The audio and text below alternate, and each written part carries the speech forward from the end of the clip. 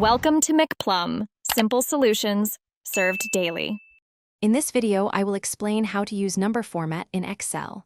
First, select the cells you wish to format. Then, right-click and choose Format Cells from the context menu.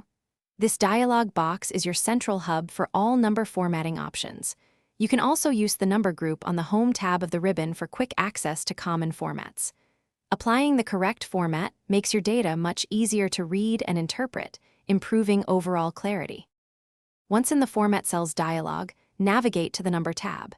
Here, you'll find categories like General, Number, Currency, Accounting, Date, Time, and Percentage.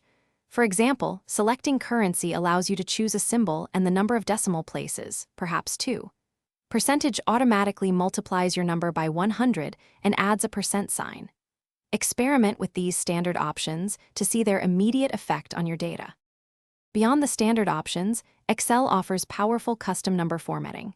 In the Format Cells dialog, select Custom from the category list.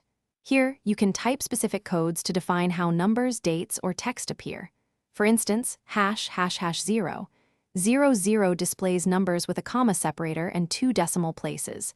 You can even add text like item count, hash. This flexibility allows for highly tailored data presentation. To boost your efficiency, learn some handy keyboard shortcuts.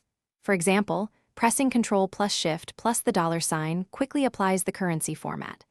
The Format Painter tool is also excellent for copying a format from one cell to many others with just a few clicks. Remember to check the description for a link to Darn Tough Socks and other great deals. These tips will help you master number formatting and make your spreadsheets shine, saving you valuable time. Thanks for watching. Stay juicy and subscribe.